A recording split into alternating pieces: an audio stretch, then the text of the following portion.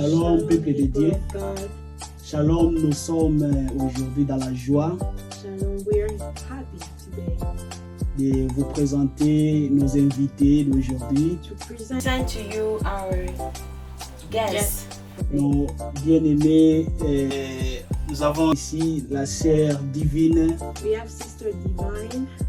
Et dans sa côté là-bas, c'est la sœur Manuela. Alors, c'est eux qui sont nos invités qui vont prester cette ambiance ici qu'on va passer ensemble. We are the guests and we're gonna be here. On va chanter pour notre Dieu, on va danser pour notre Dieu. Sing for our God. We're gonna dance for our God. Juste pour glorifier, parce que c'est le Dieu qui nous a donné la vie. Just to glorify, because it's God who has given us C'est à life. cause de lui que bien aimé là où tu es. It's because of Him that, beloved, where you are, Là où tu nous suis en ce moment, where you are following us right now. je te dis bien aimé, ce n'est pas hasard. I'm telling you, my beloved, it's not for nothing. C'est parce que tu as reçu une grâce It's because you received a grace devant notre Dieu.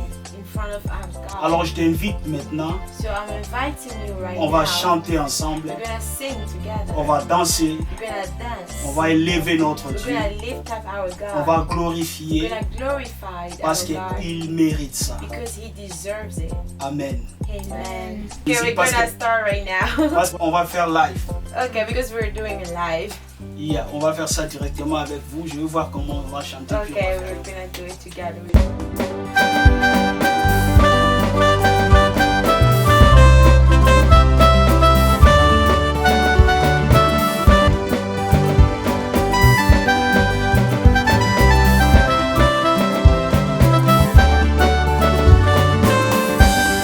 Akumama, Yesu akumama, na bombo inanga.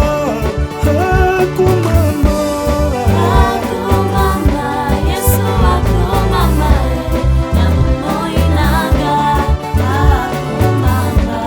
azwa lokumu, Yesu azwa lokumu, na bombo inanga. Azwa lokumu, Yesu akumama, na bombo inanga. Yesu atungwama, Yesu atungwama, na bombo inanga. Atungwama, Yesu akumama, na bombo inanga.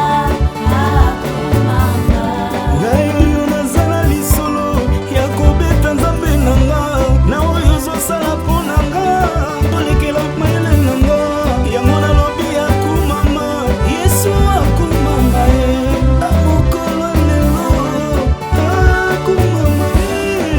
akumama, Yesu akumama, na bombo inanga.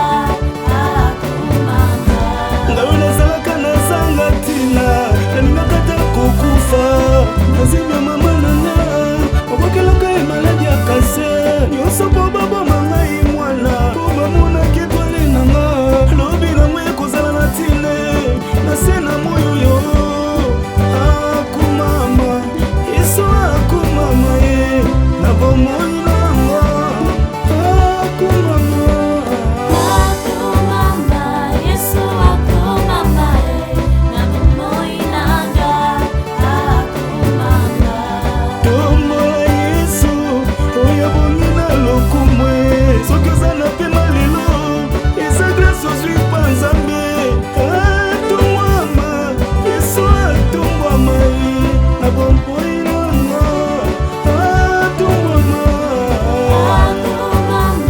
Yesu akumama, na bombo inanga.